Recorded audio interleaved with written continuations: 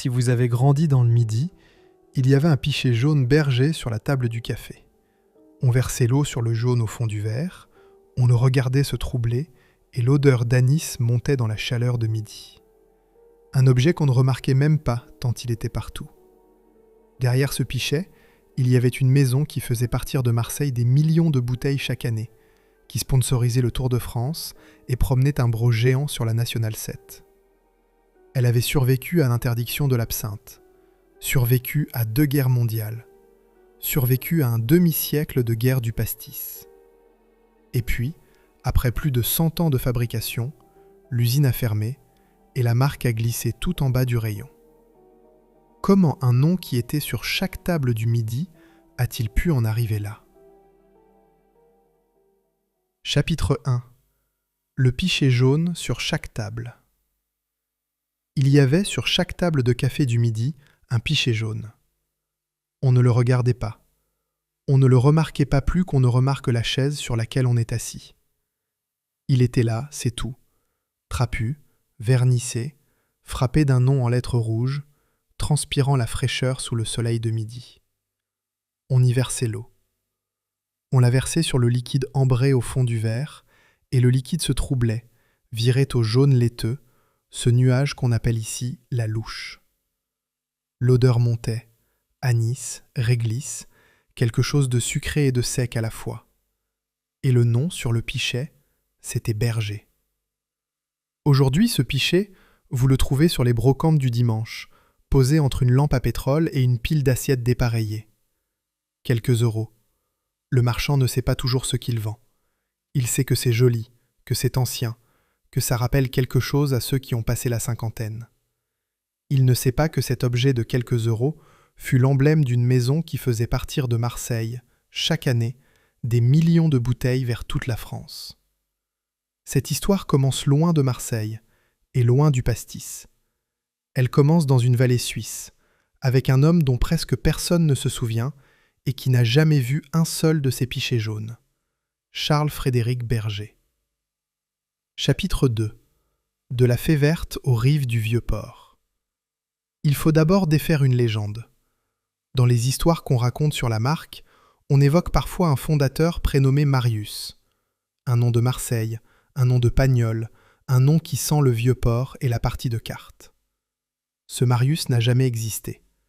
C'est une invention commode, une couche de vernis provençal posée sur une origine bien moins ensoleillée. Car l'homme qui a tout commencé était suisse, et ce qu'il distillait n'était pas du pastis. C'était de l'absinthe. Charles-Frédéric Berger installe sa distillerie à Couvet, dans le Val de Travers, au cœur du canton de Neuchâtel, quelque part autour de 1823. Certaines sources disent 1830, et l'incertitude est elle-même un signe de l'oubli qui a recouvert cet homme. Il avait été voyageur de commerce pour la maison d'Édouard Pernot, ce qui veut dire qu'il connaissait la route, les auberges, l'art de placer une bouteille sur le comptoir d'un inconnu. Le Val de Travers était alors le berceau de la Fée Verte, cette absinthe qui allait enivrer tout un siècle. Et dans ce berceau, l'affaire Berger devint l'une des plus prospères de la vallée. Les médailles le disent mieux que les mots. Médaille d'honneur à Philadelphie en 1876.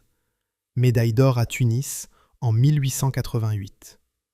Une maison familiale, sérieuse, qui exportait son absinthe et sa réputation bien au-delà des montagnes du Jura. À la mort du fondateur, ses fils, Charles Guillaume et Claude Berger, reprennent le flambeau. Mais le Jura suisse et son versant français étaient, comme on disait alors, saturés de distilleries. Trop d'absinthe, trop de concurrents, trop peu d'espace pour grandir. Alors en 1878, les fils Berger font ce que font les hommes qui veulent un avenir plus grand que leur vallée. Ils descendent vers le sud. Ils ouvrent une fabrique à Marseille, d'abord rue de l'Obélisque, puis durablement au 184 boulevard National, dans le 3e arrondissement, ce quartier de la Belle de Mai qui sentait déjà la fabrique et la sueur. Marseille, à cette époque, n'est pas une ville qui attend qu'on la séduise, c'est une ville qui travaille. Le port avale et recrache le monde entier, les savonneries, les huileries, les tuileries y emploient des milliers de mains. Les Berger n'y arrivent pas en conquérant. Ils y arrivent en immigrés du Nord, des Suisses dans une ville d'Italiens, qui montent une affaire de plus dans une ville qui en compte déjà 1000. La marque sera déposée au greffe du tribunal de commerce de Marseille le 20 octobre 1892. Une succursale ouvrira jusqu'à Buenos Aires en 1900. À cette date, c'est Claude Berger qui tient seul la barre. Et puis l'histoire s'en mêle. Car la fée verte, celle qui avait fait la fortune de la maison, on l'accuse maintenant de tous les maux. De rendre fou, de ronger les nerfs, de saper la santé d'une nation. La Suisse interdit l'absinthe en 1910. La France suit en 1915, en pleine guerre, sous le prétexte qu'elle affaiblirait l'effort de guerre. D'un trait de loi, le produit qui faisait vivre les bergers devient un hors-la-loi.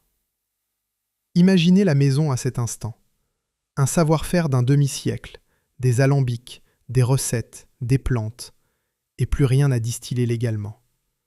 Une affaire bâtie sur un interdit. Voilà le vrai berceau du pastis. Non pas une invention joyeuse du soleil méditerranéen, mais le contournement patient d'une prohibition.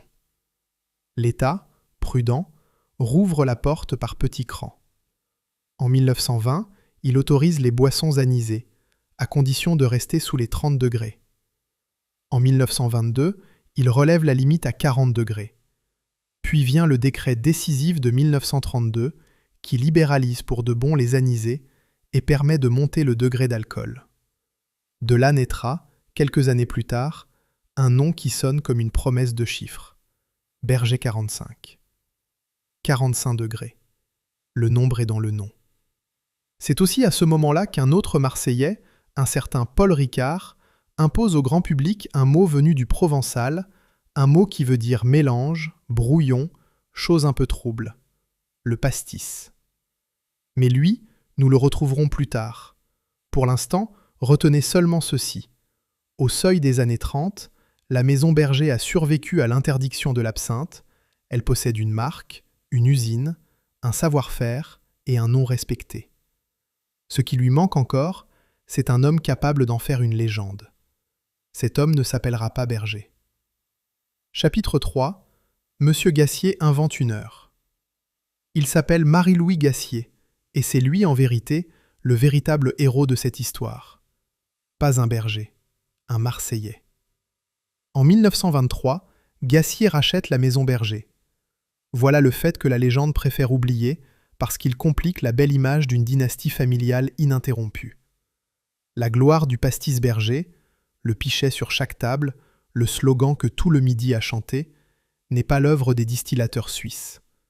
C'est l'œuvre d'un négociant marseillais qui a compris une chose que beaucoup d'industriels mettent une vie à comprendre. On ne vend pas un produit, on vend une habitude. Et l'habitude que Gassier va vendre, c'est 1 heure de la journée. Midi, 7 heures, l'heure du berger. La formule est déposée en 1933. Arrêtez-vous une seconde sur ce qu'elle accomplit. Elle ne dit pas que le produit est bon. Elle ne dit pas qu'il est meilleur que celui du voisin. Elle dit qu'il existe un moment, 2 moments même, le coup de midi et la fin du travail, où boire un berger est dans l'ordre naturel des choses. Elle transforme un apéritif en rituel. Elle s'empare du temps lui-même. Et l'heure du berger, dans la langue française, c'est déjà l'heure des amours, l'heure douce du crépuscule. Gassier a pris une expression que tout le monde connaissait et il l'a accrochée à une bouteille. Du génie fait de rien. Autour de ce slogan, il construit une gamme. Le berger blanc, l'anisé incolore, limpide comme de l'eau, jusqu'à ce qu'on y verse de l'eau, justement, et qu'il se trouble. Le berger 45, l'anisé qui prend les couleurs de l'époque. Plus tard, pendant la Seconde Guerre, quand l'alcool vient à manquer, la maison lancera même un berger sans alcool. Une idée presque révolutionnaire, née de la pénurie. Et en 1947, ce sera le pastis Berger, le jaune, celui que les vieux du Midi appellent encore aujourd'hui simplement le jaune. Il y aura aussi le Sirosport, une gamme sans alcool pour les familles et les enfants. Une marque pour chaque soif et une soif pour chaque heure. Mais Gassier ne s'arrête pas au liquide. Son coup de maître, c'est le pichet. L'eau, voyez-vous, est le complément obligé de l'anisé. On ne boit pas un pastis sec, on l'allonge, on le coupe, on le regarde se troubler. Il faut donc de l'eau sur la table. Et Gassier comprend que cette eau, il faut la servir dans un objet à lui. Le pichet jaune frappé du nom Berger n'est pas un cadeau au cafetier. C'est un cheval de Troie. Sur chaque table où il trône, il fait de la publicité gratuite du matin au soir, sans qu'on s'en aperçoive. Le client demande de l'eau, et c'est le nom Berger qu'on lui apporte. À partir de là, l'imagination de la maison s'emballe. On fait construire un broc géant, un pichet jaune monumental, monté sur une remorque qu'on promène à travers le pays. Pour le tracter, une Citroën 2 chevaux peinte aux couleurs maison, jaune, rouge, noir. Et un détail que les ingénieurs du marketing d'aujourd'hui adoreraient, il fallait lester ce broc géant de plaques métalliques, parce que sans ce contrepoids, il menaçait de se renverser dans les virages de la Nationale 7, cette route mythique qui descendait les vacanciers vers le sud. Imaginez le spectacle. Un pichet jaune haut comme un homme, lesté de fonte, tanguant derrière une 2 chevaux dans les lacets de la route des vacances. Plus tard viendront les scooters Brock, les 4L Brock, les 205 Brock. À chaque décennie sa voiture, mais toujours le pichet jaune dessus. Et puis il y a le sport. Berger entre dans la caravane publicitaire du Tour de France, ce cortège bariolé qui précède les coureurs et que les enfants attendent au bord des routes plus encore que les champions eux-mêmes. Les voitures Berger sont carrossées par Ciazo, au Bouscat. À l'arrivée des étapes, les vainqueurs faisaient leur tour d'honneur dans le célèbre broc jaune. On les hissait là-dedans, ruisselant de sueur, et la France entière voyait le nom. La maison s'attache même un ambassadeur, Henri Caron, champion du monde de marche à pied, qui sera le Public Relations de Berger pendant 20 ans. 20 ans à représenter une marque d'apéritif en étant l'incarnation même de l'endurance et de la santé. L'ironie est délicieuse et parfaitement assumée. Berger ira jusqu'à former sa propre équipe cycliste, le Cyclo-Club bordelais, en 1965. Un deuxième slogan, plus simple, plus direct, accompagne tout cela. Il fait soif. Voilà ce qu'a bâti Marie-Louis Gassier. Pas une distillerie, celle-là existait déjà. Une présence. Une marque qui était partout. Sur les tables, sur les routes, dans le Tour de France, dans la bouche des gens qui disaient « c'est l'heure du Berger », sans même penser à la bouteille. La famille Gassier tiendra cette maison pendant 72 ans, jusqu'en 1995. Tout réussissait. Tout réussissait peut-être un peu trop facilement. Chapitre 4, le soleil dans un verre. Pour comprendre ce qu'était Berger à son apogée, il faut sentir l'usine. Au 184 boulevard National, dans la Belle de Mai, on savait à l'odeur qu'on approchait. L'anis vert d'abord, cette note fraîche et perçante qui pique le fond de la gorge.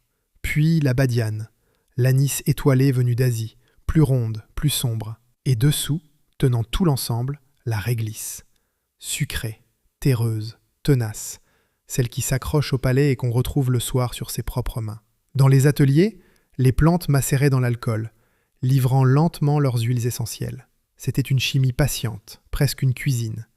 Et les hommes qui la conduisaient connaissaient le moment juste à l'odeur, comme un boulanger connaît son four au son. Et puis il y avait la blanche, le geste qu'on ne se lassait pas de voir, le liquide clair, l'eau fraîche versée dessus, et soudain le nuage qui se forme, ce trouble laiteux qui monte du fond du verre comme une fumée lente.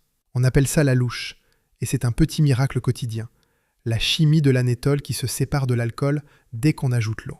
Les enfants du Midi ont tous, un jour, regardé un grand-père verser cette eau et ont demandé pourquoi ça devenait blanc. C'était la première leçon de physique de toute une région, donnée au comptoir. L'autre Marseille de Berger, c'était la Corniche. Car la maison ne se contentait pas de son usine ouvrière.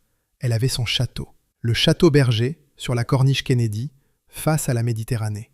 Une ancienne villa, la villa Castellamare, bâtie vers 1860 dans un style inspiré de Chambord, avec ses tourelles et ses pierres claires regardant la mer. C'est là que logeait la direction générale. C'est là aussi que la maison installa sa fondation Berger pour la sauvegarde de la nature, car les grands noms aiment se donner une âme. La famille possédait encore la campagne Berger, achetée dès 1907 par Charles Berger. D'un côté la fabrique et son odeur d'anis, de l'autre le château et sa vue sur le large. Deux mondes, le même nom. Entre les deux, il y avait les ouvriers. Et ici, l'honnêteté oblige à une précision que la légende n'aime pas. Nous ne connaissons pas leur nom. Les archives n'ont pas gardé combien ils étaient au boulevard National, ni qui ils étaient, ni d'où ils venaient exactement. Ce silence-là n'est pas innocent. C'est le sort ordinaire des mains qui font, face aux noms qui signent. Mais nous savons quel monde les entourait. Marseille était une ville d'immigration ouvrière. Dès les années 1880, on y comptait 20 à 25 000 travailleurs italiens, venus du Piémont et de la Campanie, qui parlaient leur langue sur les chantiers et apprenaient le français au comptoir. Après la guerre, ce furent les Algériens, les Nord-Africains, installés dans les quartiers nord, qui prirent leur place dans les ateliers et sur les docks. La CGT y était puissante. Le comptoir et le syndicat structuraient la vie autant que l'église ou la mairie. C'est cette Marseille-là qui faisait le Berger. Une ville de comptoirs, de pétanques à l'ombre des platanes, de dockers qui finissaient leur quart à la Ciotat et de ménagères qui descendaient aux halles avant l'aube. Le pichet jaune n'était pas un objet de luxe, c'était un objet de peuple. Il appartenait à la même famille que le verre Ricard, le ballon de rouge, la table en formica de la terrasse. Il faisait partie du décor d'une vie où le travail était dur, où le soleil était gratuit, et où l'apéritif marquait, le soir, la frontière sacrée entre la peine et le repos. Et la maison vendait. La maison vendait énormément. Marie Brizard, le groupe bordelais qui rachètera Berger bien plus tard, l'écrira en toutes lettres. À la fin des années 40, des millions de bouteilles quittaient Marseille chaque année pour être vendues dans toute la France. Des millions. Le jaune de la Belle de Mai partait par wagons entiers, remontait la vallée du Rhône, gagnait Lyon, Paris, le Nord, les cafés des gares et les bistrots de village. Le nom Berger, né dans une vallée suisse, distillé à Marseille, coulait désormais dans toute la République. Dans la grande guerre du pastis qui faisait rage entre les marques, Berger comptait. Il figurait parmi les anisés qui tenaient le haut du pavé, cités aux côtés de Pernod, de Casanis, de Duval, un concurrent légitime, une marque qui pesait. On entend parfois dire qu'il fut le numéro 2 du marché, et il faut résister à la facilité. Aucune archive sérieuse ne permet de le certifier, et nous ne le dirons donc pas. Mais qu'il fut une grande maison, de cela il n'y a pas le moindre doute. Le pichet sur chaque table en était la preuve quotidienne. Et c'est précisément là, au sommet, que l'on touche le cœur de cette histoire.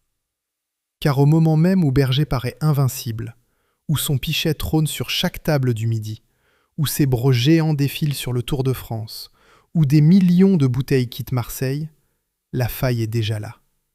Elle est invisible. Elle ne se voit ni sur les tables, ni sur les routes, ni dans les chiffres de vente. Elle se cache dans une chose dont personne ne parle aux clients, la manière dont le produit arrive jusqu'au comptoir. Berger vend par grossiste, par dépôts régionaux.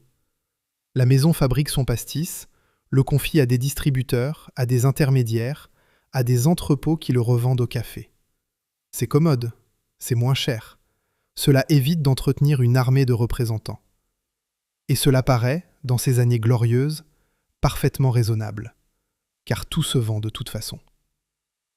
Mais à l'autre bout de la ville, dans le quartier de Sainte-Marthe, un homme avait choisi une route exactement inverse. Il ne confiait son pastis à personne. Il visitait les bars lui-même, un par un, patron après patron, comptoir après comptoir. Il s'appelait Paul Ricard. Et pendant que Berger savourait sa gloire visible, Ricard, lui, bâtissait quelque chose qu'on ne voyait pas sur les tables, mais qui allait tout décider. Le contrôle de l'endroit même où l'on servait le pastis. La maison Berger avait conquis chaque table de France. Elle n'avait pas compris qu'il fallait d'abord conquérir le comptoir. Chapitre 5. Pendant ce temps, à Sainte-Marthe, il faut maintenant quitter le boulevard National et traverser la ville. Direction Sainte-Marthe, dans les quartiers nord. C'est là qu'habite l'homme qui va, sans jamais entrer dans l'usine Berger, décider de son destin. Paul Ricard est né en 1909, fils d'un négociant en vin de Sainte-Marthe. Il a étudié aux Beaux-Arts, il dessine, il a le goût des formes et des images. Quand il lance son propre pastis en 1932, il dessine lui-même son étiquette, ce jaune et ce bleu qui deviendront aussi célèbres que le drapeau d'une nation. Mais le génie de Ricard n'est pas dans le dessin. Il est dans une intuition que Berger, en face, n'a jamais eue. Ricard ne vend pas son pastis à des grossistes. Il le vend au patron de bar. Lui-même, en personne. Dès 1932, on le voit faire la tournée des comptoirs de Marseille, puis du département, sa caisse de bouteilles dans le coffre, sa carte de visite à la main. Il s'assied, il offre une tournée, il parle au patron, il revient. Cette année-là, il écoule 250 000 litres. Pas en confiant son produit à un entrepôt, en serrant des mains, une par une. Là où Gacy avait conquis les tables, Ricard, méthodiquement, conquérait les hommes qui décidaient ce qu'on servait sur ces tables. Et il ne s'arrête pas là. Il s'allie à Louis Bergamaschi, secrétaire général du syndicat des cafetiers marseillais, c'est-à-dire l'homme qui tient dans sa main le carnet d'adresses de tout le commerce de comptoir de la ville. Avec lui, Ricard verrouille le réseau et pèse pour obtenir la légalisation des anisés à 45 degrés. Il ne se contente pas de jouer la partie, il réécrit les règles du jeu pendant qu'il y joue. Puis vient l'idée qui change tout. Ricard comprend que la fidélité d'un homme qui vend pour lui ne vaut rien comparé à la fidélité d'un homme qui se vend lui-même en vendant son produit.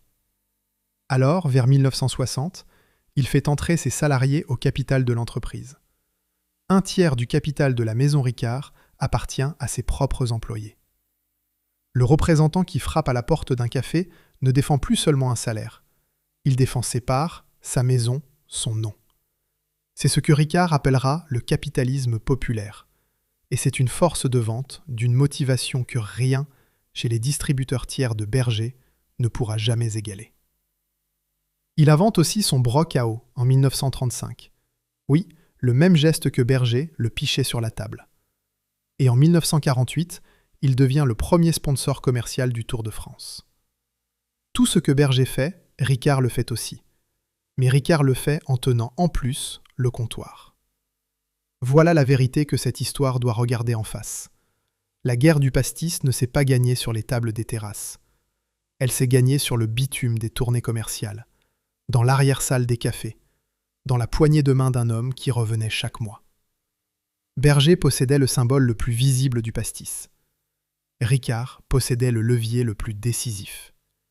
Et le levier l'emporta sur le symbole. En 1975, Ricard fusionne avec son vieil ennemi, Pernod, pour former Pernod-Ricard. Les deux grands rivaux du pastis ne se battent plus l'un contre l'autre. Ils s'unissent pour écraser tout le reste. Face à ce nouveau géant, les marques secondaires, et Berger désormais en est une, sont reléguées dans l'ombre. Pour mesurer l'ampleur de cette domination, il suffit d'un chiffre tardif. En 2016, le groupe Pernod Ricard détenait à lui seul près de 53% du marché français du pastis. Plus de la moitié. Dans cette moitié, il n'y avait pas de place pour le pichet jaune. Rien de tout cela n'était inévitable. Voilà ce qu'il faut comprendre. Berger n'a pas perdu parce que son produit était mauvais. Il était excellent, et les anciens vous le diront encore. Berger n'a pas perdu parce que les goûts avaient changé. Berger a perdu parce qu'à un moment, dans les années 30, quand tout allait bien, quelqu'un a décidé qu'il était plus simple de confier la vente à d'autres. Et pendant des décennies, ce choix de confort a paru sage. Jusqu'au jour où il a cessé de l'être. Chapitre 6. L'exil du pastis de Marseille. On dit parfois qu'une seule erreur a causé la perte de Berger. C'est une formule commode. Elle est aussi un mensonge, ou plutôt une simplification. Car ce ne fut jamais une seule erreur. Ce fut une logique d'erreurs dont la première fut la distribution déléguée et dont chacune appela la suivante. La première décision fatale, donc, on la connaît déjà. La direction Gassier choisit, dès les années 30 et pour toujours, de s'appuyer sur des grossistes et des dépôts régionaux plutôt que de bâtir sa propre force de vente. Ce n'était pas une faute spectaculaire, c'était une économie, une prudence, une habitude. Et c'est précisément ce qui la rend si redoutable. Elle ne ressemblait pas à une erreur, elle ressemblait à de la bonne gestion. Pendant que Ricard verrouillait les comptoirs, Berger laissait des intermédiaires s'interposer entre lui et le client. La maison ne maîtrisait plus le dernier mètre, celui qui sépare l'entrepôt du verre. Et qui ne maîtrise pas ce dernier mètre ne maîtrise pas son destin. La deuxième décision fatale est plus visible, plus brutale, plus chargée de symboles. En 1972, la famille Gassier quitte Marseille. Quitter Marseille. Pour le pastis de Marseille. Arrêtez-vous sur l'énormité de la chose. La maison abandonne la corniche, abandonne le boulevard national, abandonne la ville qui avait donné au produit son âme et son accent. Et elle s'installe où ? À Lieusaint, en Seine-et-Marne, à quelques dizaines de kilomètres de Paris. Le pastis solaire, le pastis du Vieux-Port et des Cigales, allait désormais être embouteillé sous le ciel gris de l'Île-de-France. Le lieu lui-même raconte cet exil. Berger s'installe au château de la Barrière, une demeure bâtie en 1910 pour la famille Gobert-Martin. L'entreprise l'obtient par un échange avec les sœurs salésiennes de Don Bosco qui occupaient les lieux. Et sur 17 hectares, autour de ce château de la grande banlieue parisienne, on bâtit une usine d'embouteillage moderne. Sur le papier, l'opération est rationnelle. Un outil neuf, de l'espace, la proximité du grand marché du Nord et de la capitale. Mais une marque n'est pas qu'une affaire de logistique. Une marque, c'est une histoire qu'on raconte au client. Et le client, lui, n'est pas dupe. Comment vendre la chaleur du midi depuis la Seine-et-Marne ? Comment faire chanter l'heure du berger avec l'accent de la région parisienne ? Le lien charnel entre le produit et son terroir, ce lien que Gassier avait mis 50 ans à tisser, venait d'être tranché. Le pastis de Marseille ne se faisait plus à Marseille. Et les ouvriers marseillais dans tout cela ? Ceux du boulevard national ? Ceux qui sentaient l'anis dans leurs vêtements le soir ? Leur sort, en 1972, n'est consigné nulle part. Les archives consultables se taisent. On ne sait pas combien ont suivi vers le nord, combien sont restés sur le carreau, combien ont vu partir, sur un camion, l'usine qui était leur vie. Ce silence est, lui aussi, une part de l'histoire. La part de ceux qui paient les décisions sans jamais les signer. Ce qu'il faut retenir de 1972, c'est ceci. Ce n'était pas la mort de Berger. Berger vendait encore, Berger existait encore. Mais c'était la rupture symbolique entre la marque et sa source.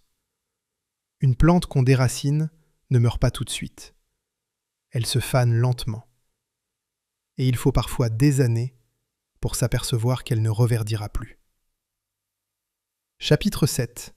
Une poignée de main bordelaise. La troisième décision fatale porte une date précise, février 1995. Et un visage, celui d'un groupe bordelais, Marie Brizard et Roger International. Marie Brizard, c'est une autre vieille dame de l'alcool français, une maison d'anisette née à Bordeaux en 1755, plus ancienne encore que la fée verte des bergers. Elle est alors dirigée par la famille Glotin, à sa tête, le président Paul Glotin.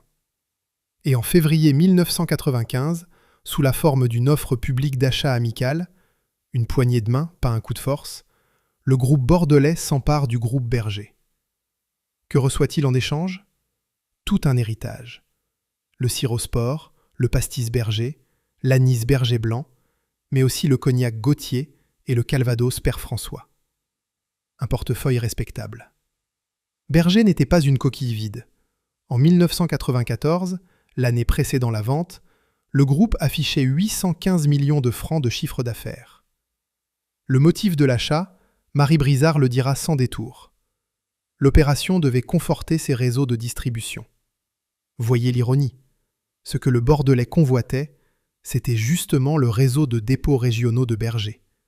Ce même réseau d'intermédiaires qui avait été à l'origine la première faiblesse de la maison. La dépendance qui avait fait le malheur de Berger devenait l'argument de sa vente.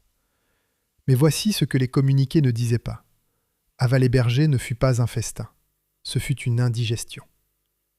Le chiffre est cruel, et il faut le donner tel quel. Au lieu d'enrichir Marie Brizard, l'absorption de Berger plonge le groupe dans le rouge. Des pertes nettes de 24 millions de francs en 1995, puis de 37 millions de francs en 1996. 2 années de pertes, l'une après l'autre, creusées par cette acquisition qu'on avait présentée comme un renforcement. Et le fameux réseau de dépôts, celui qu'on voulait conforter, on le ferme. Tous les dépôts régionaux Berger sont liquidés entre 1995 et 1998. Ce qu'on avait acheté pour le garder, on s'en débarrasse en 3 ans. Restait l'usine, restait Lieusaint. Et c'est là que l'histoire cesse d'être celle d'une marque pour redevenir celle d'hommes et de femmes. Au moment du rachat, en 1995, le groupe Berger employait 275 personnes, dépôts compris. Ce qui suit, une femme l'a résumé en une phrase. La secrétaire du comité d'entreprise, dont le témoignage fut recueilli par l'usine nouvelle. Tous les ans, dit-elle en substance, on a subi des dégraissages, des plans sociaux, des licenciements individuels. Tous les ans. Pas un effondrement d'un coup, non. Une saignée. Un prélèvement régulier, méthodique, année après année, jusqu'à ce qu'il ne reste presque plus rien. 275 au départ, 47 à la fin. 47. Voilà ce qui restait, au bout du compte, de la maison dont le pichet trônait jadis sur chaque table du midi. La fin officielle arrive en janvier 2003. Le projet de fermeture est présenté au comité d'entreprise le 5 février 2003. Les salariés, ceux qui restent, font ce que font les ouvriers quand on leur retire le sol sous les pieds. Ils se mettent en grève. 3 jours de grève, jusqu'au 1er avril 2003. Ils ne réclament pas l'impossible. Ils ne demandent pas que l'usine vive. Ils ont compris que c'était perdu. Ils demandent une prime de fermeture. Le droit de partir avec un peu plus que rien. Ce qu'on fait du travail, ensuite, dit tout. Le conditionnement des sirops part à Beaucaire, dans le Gard. La fabrication des anisés est transférée à l'unité charentaise les cognacs Gauthier, à Aigres. Le pastis de Marseille, déjà exilé à Paris en 1972, s'éparpille maintenant entre le Gard et la Charente. 20 postes sont proposés aux salariés dans le Gard. 10 les acceptent. 10 sur 47. 5 partent en pré-retraite. Le reste est licencié. Et l'usine de Lieusaint, sur ses 17 hectares, ferme ses portes en 2003. Chapitre 8. La marque fantôme. Une marque peut survivre à sa propre mort. C'est l'une des choses les plus étranges du commerce. L'usine ferme, les ouvriers s'en vont, l'outil disparaît, et pourtant le nom, lui, continue de circuler, vidé de tout ce qui le faisait vivre. Un fantôme. Un nom qui hanque les rayons des supermarchés. Voici ce qu'il advint du fantôme Berger. Marie Brizard, le groupe bordelais, ne resta pas longtemps maître à bord. En 2006, il passa sous le contrôle de Belvédère, un groupe né de la vodka polonaise qui lança une offre publique à 141 € par action entre mai et juillet de cette année-là. Le pastis de Marseille, déjà déraciné, déjà éparpillé, appartenait désormais à des financiers de l'Est qui n'avaient jamais entendu une cigale. Et Belvédère, à son tour, s'effondra sous les dettes. Le groupe avait contracté un emprunt de 375 millions d'euros. Il bascula dans le surendettement, puis dans la procédure de sauvegarde, puis dans le redressement judiciaire prononcé par le tribunal de commerce de Dijon le 3 juillet 2012. En 2015, le rescapé reprit le nom de Marie Brizard Wine & Spirits. Enfin, le 28 février 2019, l'autorité de la concurrence autorisa la prise de contrôle de l'ensemble par la Martiniquaise, le groupe de Jean-Pierre Caillard, à travers sa holding Cofep. Suivez bien le chemin. Une distillerie suisse d'absinthe, devenue le Pichet jaune de Marseille, vendue à Bordeaux, avalée par la Pologne, naufragée à Dijon, récupérée par un groupe antillais. À chaque étape, le nom Berger survivait, et à chaque étape, il était un peu moins lui-même. Aujourd'hui, le pastis Berger et le Berger blanc existent encore. On peut les acheter. Mais on les trouve tout en bas du rayon, parmi les premiers prix, ces marques d'entrée de gamme qu'on prend quand on regarde l'étiquette du prix avant celle de la bouteille. Ils sont fabriqués depuis le sud-ouest, à Lormont, près de Bordeaux. Loin de Marseille, loin même de Lieusaint. Les chiffres disent la chute mieux que les mots. Sur un relevé de la grande distribution portant sur l'année 2007 à 2008, Berger pesait 1,4% du marché. 1,4. Dans le même temps, Ricard, l'ennemi de Sainte-Marthe, celui qui visitait les bars un par un, en pesait 37,7. Et plus tard encore, le seul Ricard dépassait 40%, tandis que les marques de distributeurs et les premiers prix, tous ensemble, atteignaient près de 40% du rayon. Berger n'était même plus un acteur de cette guerre. Il était une survivance. Le marché tout entier d'ailleurs déclinait. Le pastis qu'on buvait à 130 millions de litres en 1995 était tombé à une quarantaine de millions de litres 30 ans plus tard. La France se détournait de son apéritif jaune. Et dans ce reflux général, les petites marques se noyaient les premières. Et les lieux? Que sont devenus les lieux? Le château Berger sur la Corniche, cette villa de pierre claire face à la mer où logeait la direction, il est devenu un centre de thalassothérapie, exploité par la famille Bouchard depuis la fin des années 80. On y vient se faire masser face à la Méditerranée, sans savoir, le plus souvent, que ces murs furent ceux d'un empire du pastis. L'usine du boulevard National, dans la Belle de Mai, là où l'anis embaumait les ateliers, le site abrite aujourd'hui un bureau de poste. On y poste des lettres, là où l'on distillait des rêves jaunes. Et le château de la Barrière, à Lieusaint, l'usine ferma en 2003. Le domaine fut vendu en 2005. Et en janvier 2012, les pelleteuses arrivèrent. On démolit l'usine d'embouteillage pour faire place à un projet de 485 logements. Là où l'on remplissait les bouteilles du pastis de Marseille, on allait remplir des appartements.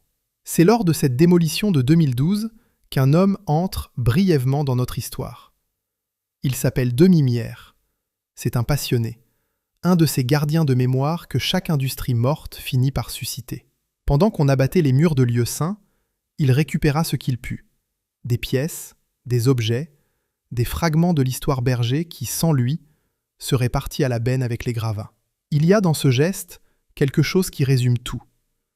Pendant que les groupes financiers se passaient le nom de main en main comme un actif comptable, c'est un amateur, seul, qui sauvait l'âme de la chose. Chapitre 9. Ce que le pichet nous murmure encore. Alors, une seule erreur? Non, nous l'avons vu. Il n'y eut jamais une seule erreur. Il y eut une distribution confiée à d'autres quand tout allait bien. Il y eut un exil, loin de Marseille, en 1972. Il y eut une vente à Bordeaux en 1995.